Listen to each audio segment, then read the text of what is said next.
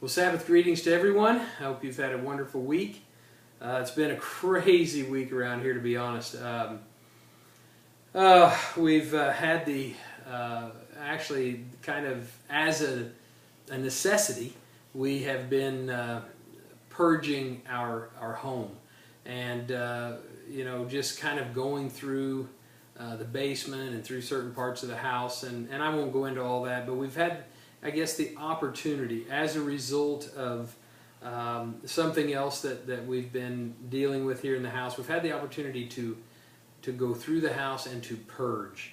And it's been such a tremendous process, really. I was talking about it last week in the Sabbath Greetings video, just about how trials and tests are there to help us to learn. And we should really be very grateful. And I think it's important for all of us to learn to be grateful for our trials, because sometimes we learn so much through those tests and trials. They really are helping us to develop the character that we need to be in eternal life, to have a place in God's kingdom and in His family. So believe it or not, we actually ordered a small dumpster, but it still holds a lot of stuff, and it's amazing. We've been here 8 years. Some of you may not know this, but 8 years is the longest that my wife and I have ever lived in the same place. So this house, being here 8 years, it's amazing how much you can accumulate over 8 years' time. And you just kind of look at it and you think, wow, I'm looking into the dumpster thinking we've almost cleaned this dumpster already. And think about just 8 years and how fast you can accumulate things. But it's good. It's a great process to go through and to purge. I look at it this way. It came to mind while we were going through this process about, the three things that Mr. Armstrong always talks so much about, those overriding principles of our lives. There were three things. One, to simplify your life. Two, to come out of the world. And third, learn to teach. Those are things that we're all sort of in the process of doing in one way, shape, or form.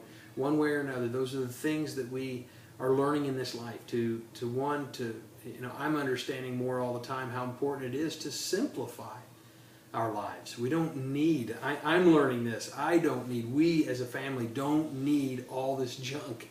And so we've started going through and really just purging in the house and cleaning the basement and going through the house and trying to get rid of everything that's unwanted and unneeded. Those things, and it's really, it's like a weight has been lifted. It's been such a wonderful opportunity.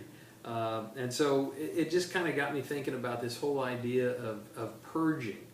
And that is a biblical principle as well. If you look at 1 Corinthians, in the spring in 1 Corinthians 5, we know Paul wrote this during the spring holy days, because he says in verse 7, therefore, purge out the old leaven, that you may be a new lump.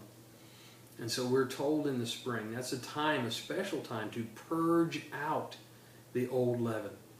And going through this process, it's a physical process that we go through in the spring as we get rid of the leaven from our homes and we clean our homes. It's not spring cleaning, it's purging out the old leaven. It's thinking about the spiritual implications. And going through this process, I couldn't help but get that on my mind again. The whole process of purging out the things that can so quickly accumulate in our lives if it's neglected.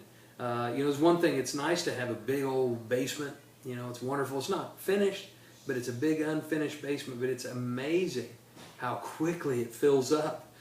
So there's a blessing to it, and then there's that other part of it where if you're not careful, over time you can accumulate so much junk and just things that aren't needed. And so it's time to purge. And we figure that out in the spring that, yes, by the time we keep the spring holy days, it's been some time between the fall holy days. It's been some time since the feast and the last great day and all the lessons of that. And then we come around again and it's like, wow, how easily we fall back into those old habits. And it's time to purge again. And so we need to be focused on that all year long. And we're getting ready to come into another very important, powerful time in all of our lives, coming up on these fall holy days. And we need to remember that concept of simplifying our lives and learning to purge all year long, not letting it accumulate, doing it while we day to day. And looking at it in that sense, not letting those things accumulate, but taking our spiritual lives seriously day in and day out, and not letting those old habits pile up and accumulate again so that they have to be purged out.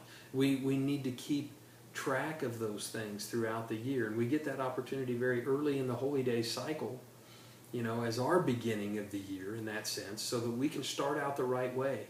And then we can go forward, looking forward to the fall holy days, as we continue to purge out the sin, and we purge out those things from our lives, so we can keep the Feast of Trumpets and the Day of Atonement and the Feast of Tabernacles and the last great day.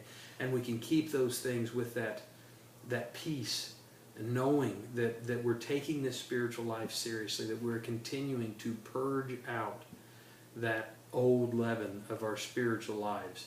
And we look at it physically too. We learn lessons doing that and simplifying our lives in that sense too, in our homes, and simplifying and doing that so that we can be.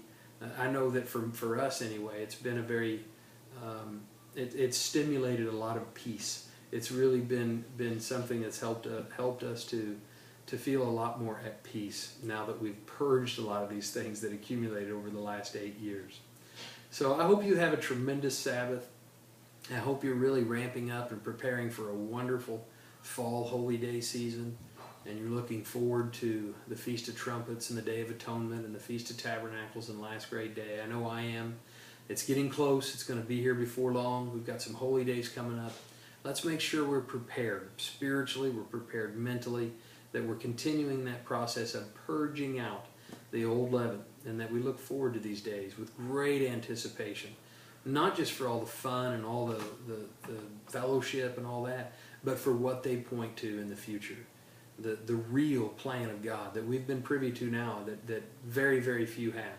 Let's never take that for granted, but let's really appreciate that. Have a tremendous Sabbath.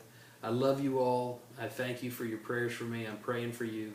I look forward to seeing the brethren in Appleton. It's been a while, so I look forward to seeing you there. The rest of you, we'll see you in the weeks ahead. We hope to see many, many of you here at the picnic on Sunday, our special annual picnic here and silent auction. We look forward to that very much. I hope to see you then. If not, we'll see you in the weeks ahead. I love you all. Have a tremendous, tremendous Sabbath rest.